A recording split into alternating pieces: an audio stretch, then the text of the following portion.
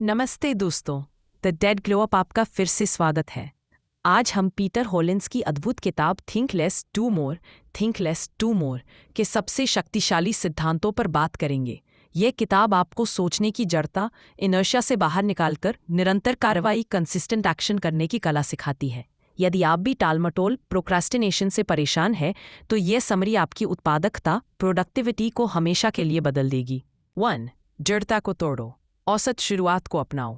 Embrace the good enough to start. हमारी प्रगति का सबसे बड़ा दुश्मन पूर्णतावाद, परफेक्शनिज्म है। हम सोचते हैं कि जब तक हम किसी काम को सबसे अच्छे तरीके से नहीं कर सकते, तब तक उसे शुरू करने का कोई मतलब नहीं। इस सोच को जड़ता, इनर्शिया या ठहराव कहा जाता है।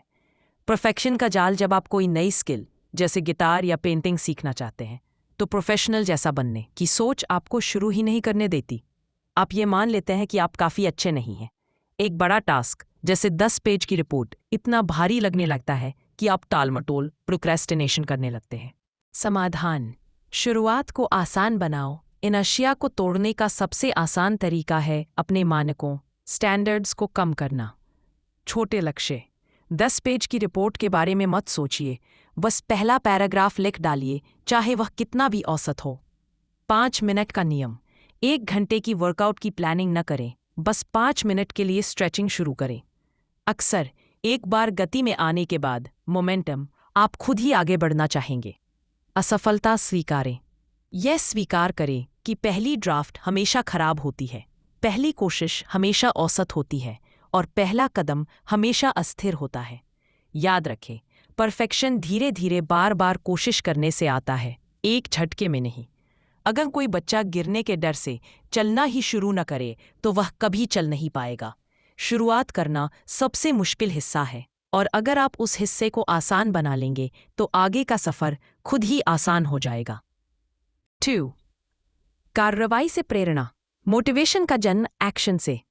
हम सोचते हैं कि पहले हमें प्रेरणा, मोटिवेशन चाहिए, तभी हम कोई काम शुरू करेंगे। लेकिन यह सच्चाई से बिल्कुल विपरीत है।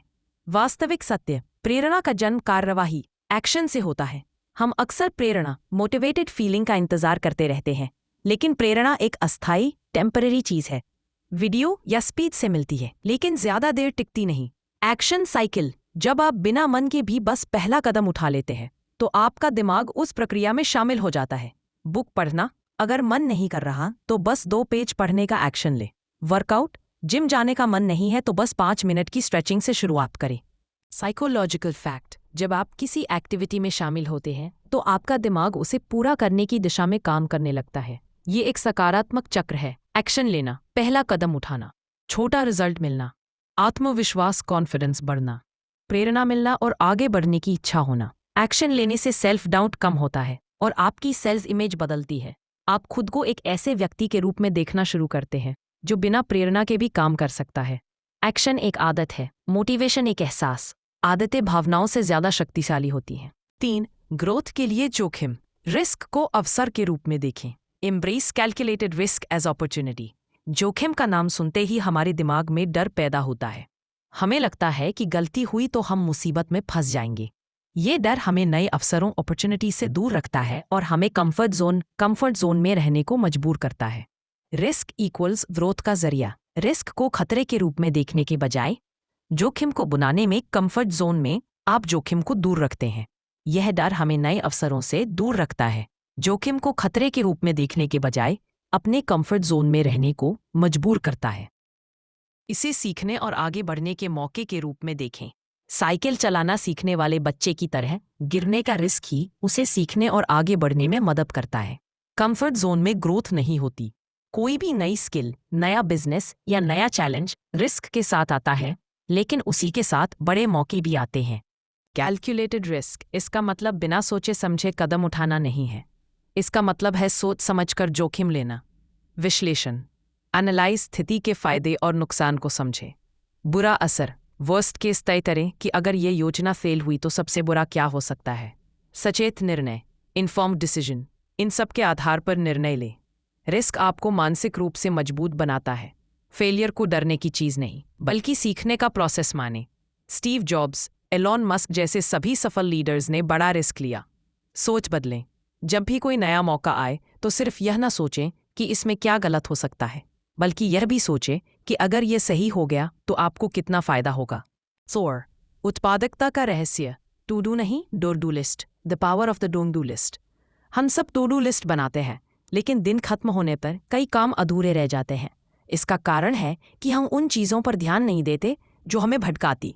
डोंट डू लिस्ट यह उन सभी चीज़ों की लिस्ट है जिन्हें आपको अवॉइड करना चाहिए ताकि आपका ध्यान सही जगह पर रहे।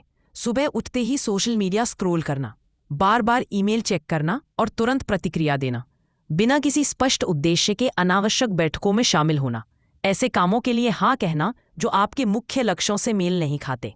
डोंट डू लिस्ट के फायदे। डिसिप्लिन। जब आपके पास यह स्पष्ट होता है कि क्या नहीं करना है तो आप अपने महत्वपूर्ण कामों पर ज्यादा ध्यान दे सकते हैं। यह आपको बिजी रहने की बजाय स्मार्ट तरीके से काम करने में मदद करती है।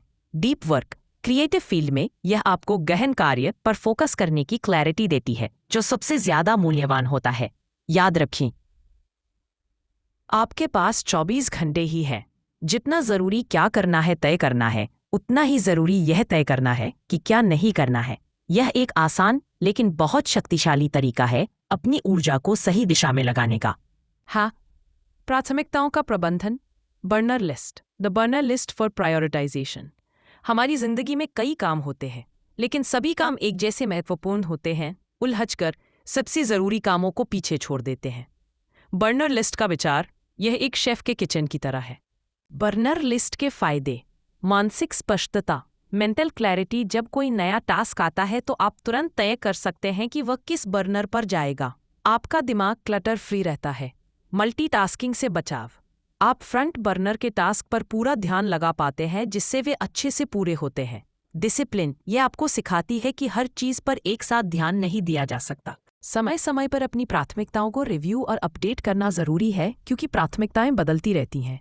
बर्नर लिस्ट आपको सबसे जरूरी चीजों पर अपनी ऊर्जा लगाने में मदद करती है। 6. ओवर थिंकिंग पर नियंत्रण। Super structure decision model. बहुत सारे छोटे छोटे निर्णय लेने से हमारा दिमाग थक जाता है। इसे ओवर एनालिसिस या डिसीजन फटीग कहते हैं। फिर बड़े और महत्वपूर्ण निर्णय लेने की एनर्जी नहीं बचती। सुपर स्ट्रक्चर डिसीजन मॉडल यह एक संरचित स्ट्रक्चर्ड तरीका है जिससे आप जल्दी और सही निर्णय ले सकते हैं। ऑटोमेट करें। रोजमर्रा के छोटे डिसीजंस को फिक्स कर लें। जैसे स्टीव जॉब्स हमेशा एक ही तरह के कपड़े पहनते थे। अगर आपको जिम जाना है तो हफ्ते के दिन फिक्स कर लें। इससे रोज सोचने की जरूरत खत्म हो जाती है। क्राइटेरिया सेट करें। जब बड़ा निर्णय लेना हो तो कुछ पूर्व निर्धारित प्रश्न, प्री डिफाइंड क्वेश्चंस तय करें जो फिल्टर का काम करे। क्या यह निर्णय मेरे दीर्घकालिक लक्ष्यों, लॉन्ग टर्म गोल्स से मेल खाता है? अगर यह निर्णय गलत साबित होता है तो सबसे बुरा असर क्या होगा? अतीत से सीखें। पिछले गलत निर्णयों का विश्लेषण करें ताकि भविष्य में आप बेहतर और आत्मविश्वासी कॉन्फिडेंट विकल्प चुन सकें। यह मॉडल आपको डिसीजन पैरालिसिस से बचाता है और सुनिश्चित करता है कि आपके विकल्प आपके लक्ष्यों के साथ अलाइन हो। यह आपको ओवर थिंकिंग से निकालकर एक स्मार्ट और कॉन्फिडेंट डिसीजन मेकर बनाता है। 7. एनर्जी का प्रबंधन। Ultradian rhythms. Working with ultradian rhythms. हमारा शरीर एक प्राकृतिक चक्र, नेचुरल साइकिल के हिसाब से काम करता है, जिसे अल्ट्राडियन रिदम्स कहते हैं। हमारी ऊर्जा का स्तर पूरे दिन में ऊपर नीचे होता रहता है। 90 से 120 मिनट का चक्र। हमारी बॉडी लगभग हर 90 से 120 मिनट के साइकिल में काम करती है। इसके बाद हमारी ऊर्जा स्वाभाविक रूप से कम होने लगती है और हमें छोटे ब्रेक की ज़रूरत होती है। लोग यह गलती करते हैं कि वे पूरे दिन एक जैसी ऊर्जा पर काम करने की उम्मीद करते हैं, जिससे बर्न आउट होता है। समाधान। Energy based scheduling. Peak hours पहचानें। ध्यान दें कि दिन के किस समय आप सबसे ज़्यादा फोकस्ड, एनर्जेटिक और क्रिएटिव महसूस करते हैं। High energy time. अपने सबसे ज़रूरी और चैलेंजिंग टास्क, डीप वर्क इसी समय करें। Low energy time. जब एनर्जी कम हो तो light task, emails, casual meetings करें। 90 से 120 मिनट के बाद छोटा ब्रेक लें। थोड़ा चलें, पानी पिए। यह आपकी दक्षता, एफिशिएंसी को बनाए रखता है। यह केवल समय प्रबंधन, टाइम मैनेजमेंट नहीं है, यह ऊर्जा प्रबंधन, एनर्जी मैनेजमेंट है। जब आप अपनी प्राकृतिक लय, नेचुरल रिदम के हिसाब से काम करते हैं तो आप कम प्रयास में ज़्यादा काम करते हैं और आपका दिमाग ज़्यादा फ्रेश रहता है। निष्कर्ष। दोस्तों, थिंक लेस डू मोर आपको परफेक्शन की चिंता छोड़कर तुरंत एक्शन लेने की कला सिखाती है। छोटे लक्ष्य बनाकर जड़ता तोड़ें, एक्शन लेकर मोटिवेशन पैदा करें, कैलकुलेटेड रिस्क लेकर ग्रोथ हासिल करें। डोंट बी लिस्ट और बर्नर लिस्ट से अपनी प्राथमिकताओं को स्पष्ट करें, एनर्जी रिदम्स के हिसाब से स्मार्ट वर्क करें, छोटी शुरुआत करें, गति मोमेंटम बनाएं और देखें कि आपकी प्रोडक्टिविटी कैसे आसमान छूती है। यह समरी आपको कैसी लगी कमेंट करके ज़रूर बताइए। मिलते हैं अगली बुक समरी में। धन्यवाद।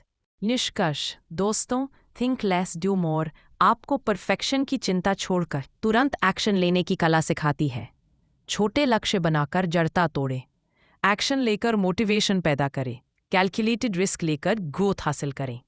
डोंट डू लिस्ट और बर्नर लिस्ट से अपनी प्राथमिकताओं को स्पष्ट करें, एनर्जी रिदम्स के हिसाब से स्मार्ट वर्क करें, छोटी शुरुआत करें, गति मोमेंटम बनाएं और देखें कि आपकी प्रोडक्टिविटी कैसे आसमान छूती है।